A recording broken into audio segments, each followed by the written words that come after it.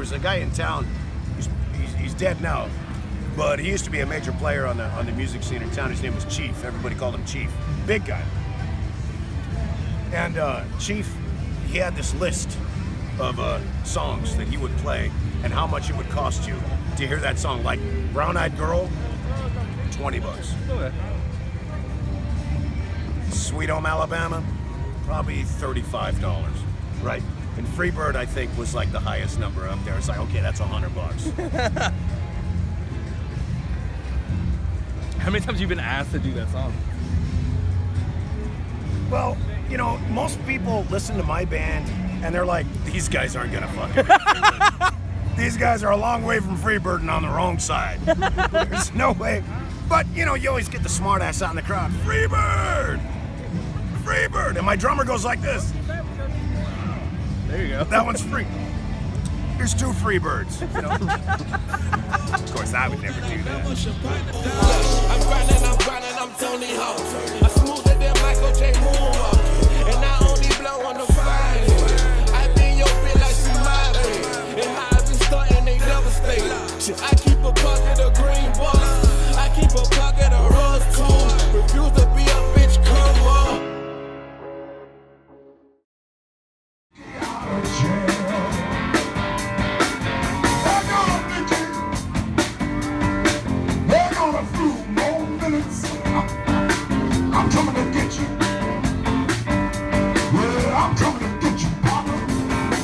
My name is Ray Lundy, and living here in Savannah, and I play the blues. I'm Will. Go by Talker, go by Trio. Currently running Das Untergrund, which is a house and techno collective here in Savannah. What's going on is OSG Breeze, aka Breezer, aka Mr. Who He Think He Is, aka everything, man. Big musical influences. Probably Daft Punk is up there. Homework is like a really important album. I used to have it framed above my bed, hoping the inspiration would like drip down into my head. I went to my cousin's house one summer, and his friends were like, "Oh man, we're making dubstep," and I'm like, "Oh, what? You can do that?" And they showed me this program of Fruity Loops FL Studio, and downloaded the free trial. Had no idea how it fucking worked. I started playing when I was 17. I got my first guitar, hanging out with other kids that played guitar. I would hang out with them, watch what they did, and then I would go home and try to play what they played. Oh, the kids, at the time,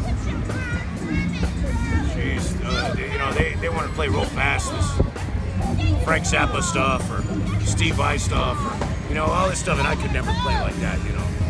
I don't have any theory or any classes or anything like that. Everything I know I learned off the street.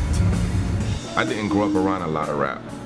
My mom was just gospel, and my pops was like Hootie and the Blowfish, you know what I'm saying? So I listen to Frank Sinatra, I listen to bluegrass music, I listen to everything. But I went to private school, you know what I'm saying? So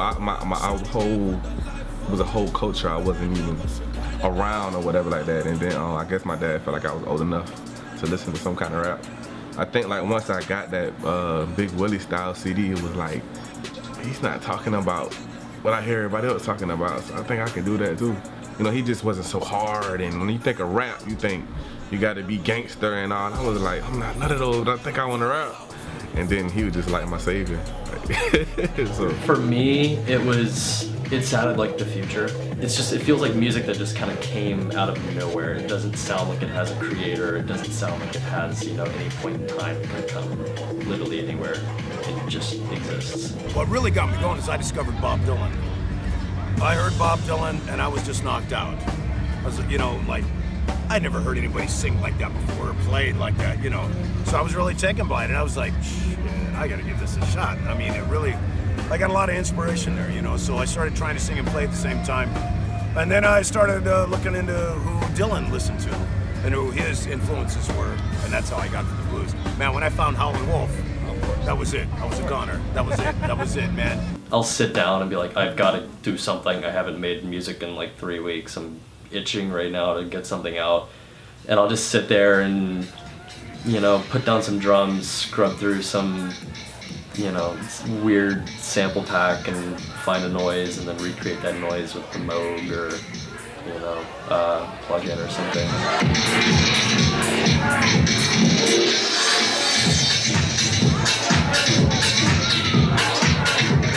I find myself like walking through a park or something and like hearing some piece of machinery in the background making a noise. I'm like, oh, that's a weird note. And, like, it's making a weird resonance.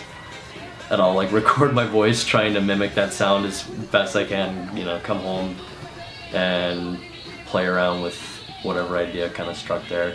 I think I actually started writing in like 7th grade. It was like a little group, or some of us, we just started writing and called ourselves a group. Shout out Kid, TJ, my dogs, man, Triple Threat, that's what our name was, Triple Threat. My name was TNT Tigger, I can't tell y'all what it means, but I try to relate my music to a lot of realness. I think that's honestly part of my story as far as me taking so long to actually get to a point, because my story, it was real, but it was too bland, you know. I had the regular, my mom, my dad, the suburban kid, like I said, the rap, it just, they wanted the struggle, they wanted this, that, and the third, and I'm used to the old rap. I'm used to metaphors and similes and punchlines, and nowadays it's just say whatever comes top of your head. So You gotta have a thick skin to stay in this business, you know, or any level of show business, you know. You can be actors, musicians. You gotta have thick skin. You know, it's not easy. It's not for everybody. Right. You know.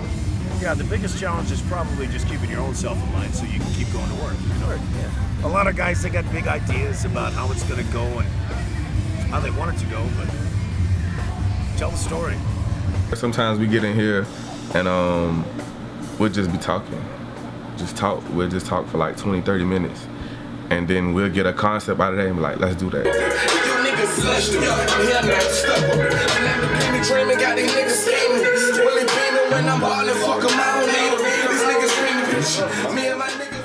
I think that's another process that a lot of artists should get back to.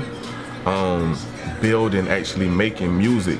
That gives you longevity in music. A lot of the times, a lot of these artists, like, I call it like microwave popcorn music, and it's like you just go find the beat on SoundCloud, you rap on top of it, you record it, throw it back on SoundCloud. You know what I'm saying? And it's just like, it's cool for now, but you won't find longevity in that kind of music. I try to be as real as possible, especially these days. Like, they want to hear real, they want to see real, they want the reality TVs and see what you're doing on Instagram. So, I mean, just give them your life. That's what people want to see. So besides the rap, I actually have a podcast, Lit Lifestyle Podcast. Check us out, YouTube, iTunes, Google Play, everything, SoundCloud. But yeah, we do that. That's real fun.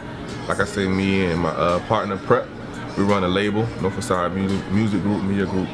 We have a clothing line, but I mean, it's just t-shirts with thing on it. I heard in life that, I mean, it's the best way to have income is to have 7 ways of income or whatever like that, and then some things, you know, you get income from, you don't even know it. Work at Perk Coffee, roasting beans, bagging beans, still sipping cold brew. Thank you, Tommy. Downtown is so condensed, you know, in such a little area, and there's so many bars and clubs that have live music, you know. So yeah, I can live here and be a full-time musician. Right. Like I've done that straight up since 2003 or 4. Yeah. I can't do anything else. I'm doomed to showbiz. That's it. I can't work with other people too well. I can't fucking count change. I can't, you know, yes or no, ma'am, and that's I just gotta sing the blues, and that's probably the best thing for me. Oh, absolutely, absolutely. Maybe for everybody else. What's the craziest shit that's ever happened at a party that you can talk about?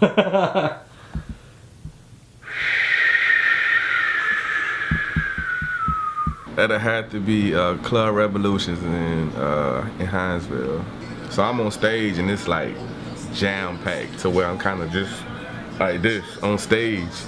And I can look down and I can see this girl and she just looking up at me like, I'm gonna eat him. Like, if he get close to me, I'm gonna eat him. So I'm looking down like, bro, now, my old manager, he's 6'9", you know what I'm saying, 275, like this. So I looked over at him like, yo, you know what I'm saying, something, I don't know what's gonna happen. something like it's gonna happen. So I'm on stage, I'm rocking, and then she just reached up and reached in my pants and pulled me off the stage and pulled me down on it and started going up under my shirt. I was like, what is crazy? So he came and he ran over there and he like grabbed me by my belt loop like this and pulled me back on the stage, and that was crazy. But that's probably the craziest thing that happened to me so far. Remember one night we were playing over here at this club. It's called the Barrel House. It used to be the Mercury Lounge. And one night we were playing over there, and this guy comes in, and I think he was another club owner from down the street. Now this is years ago. And we were playing in there, and he had already been beering it up or whatever it was. And he'd come in there, and he shows up, and you know, we always play for tips, you know. He comes up, and he puts a 50 in our tip bucket, and he says, "House of the Rising Sun, boys. Like, House of the Rising Sun." We're like, God damn it. Hey, $50, you know, yeah. Okay. All right, we'll play House of the Rising Sun. There you go. Probably the worst version ever heard or played, right? But we did it. And he was drunk, and he loved it. He came back, gave us another 50, and says, "Play House of the Rising Sun." We said, this guy's drunk, but that's another 50. I mean, it's $100. Yeah. Let's do it again. All right, we'll do it again. And the bar was it was slow. It's like, this is knocking on 2, right? And he's beering it up. He's buying everybody drinks and so, okay, we'll do it. Well, he comes back up, and now his shirt's off. He's got a drink in his hand, and he's got a wad of sweaty money in his other hand. And he's just peeling House of the Rising Sun.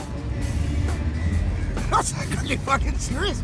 I mean, now I'm feeling bad, like, and then I'm like, no, we're gonna take his fucking money. I mean, you know, so we're trying to do different versions of House of the Rising Sun because we're getting bored, right? Yeah. After twice through, it's like, no, we never do that, you know? So it's like, I think this guy, at the end of the night, this guy gave us like $400, okay? And all they wanted to hear was House of the Rising Sun. We did House of the Rising Sun like a reggae song. We did it like a blues number. We did it like a bluegrass number. We did it like the Animals did it, you know? I mean, we did it, 8 Ways from Sunday, we did this song. And right. Yeah, and the guy, the story I got though, the crazy part, and he got drunk, was falling down drunk, got up, got his shirt back on, left the bar, went back to his club down on Congress, right? And then he realizes, oh, his money's gone. And then he starts slapping around his own staff, accusing them of stealing. Right? When he was just down here, he gave us all his money for House of the Rising Sun. In fact, when he raises a big fuss, he turns his bar into a fucking warehouse. Jesus okay? Christ. Ripping shit up, everybody, you're fired, everybody. Oh, it's just a fucking mess. Well, the next day, he straightened out, and he apologized to everybody.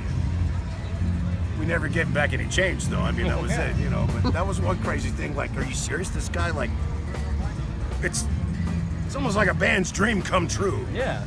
I'm gonna pay you more than the club is paying you just to play one song.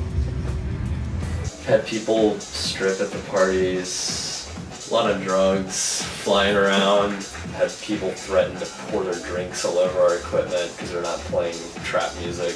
We've had a dude once who was upset that he couldn't get into the after party, and so he started kicking the door, you know, screaming, being really belligerent. Oh, there's drugs here, I'm gonna call the cops. So he calls the cops, and then the cops arrest him for being belligerent. Left us alone completely. Oh, I had a knife pulled on me once. Forgot about that one. Oh shit. I would always have to babysit everyone else who was just tripping balls.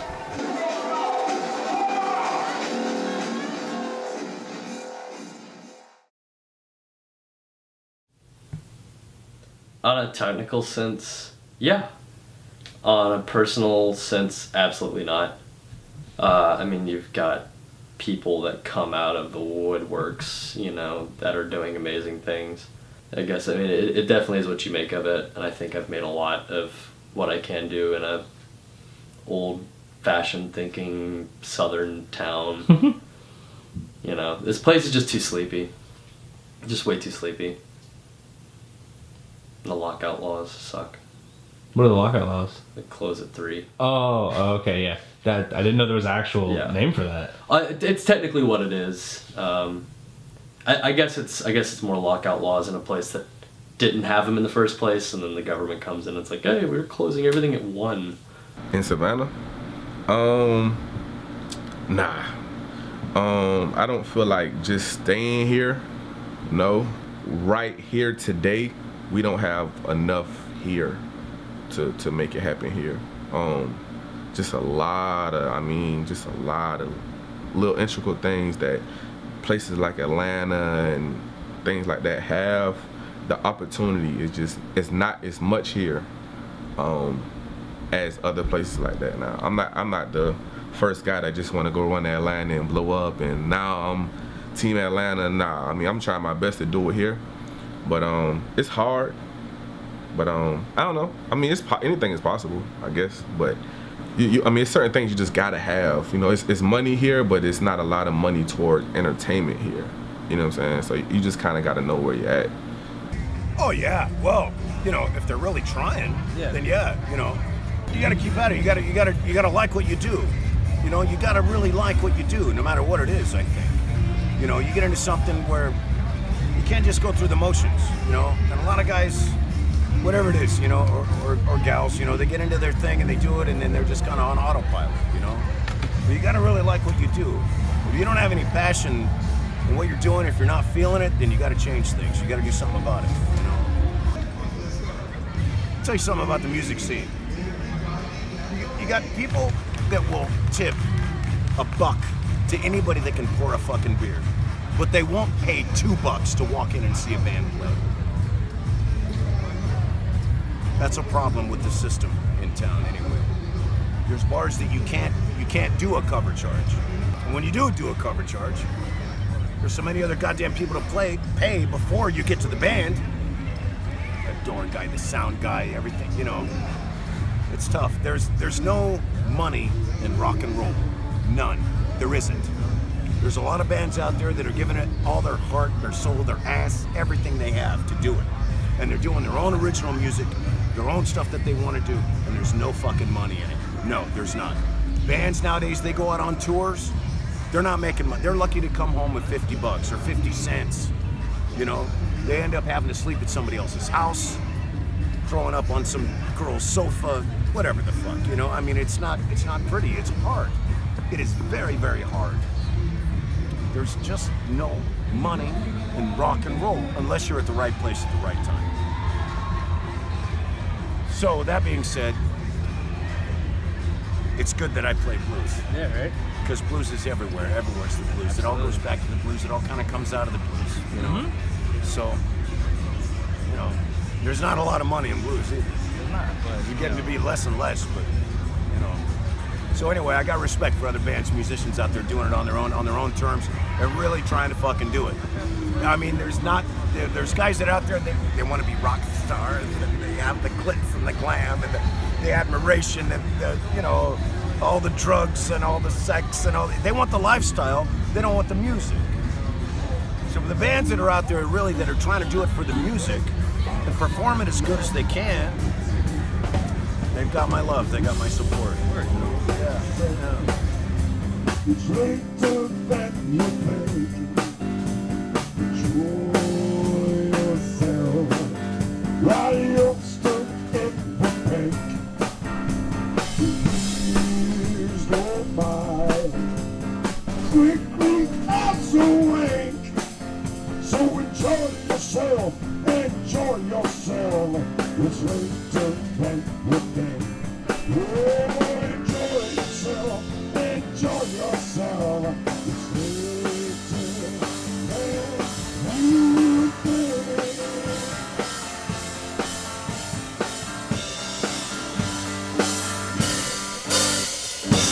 Good night, everybody. We'll see you next time. We'll call bottles and cans. Please don't forget to tell your friends. Y'all want your more, just sing it yourselves. Bye-bye.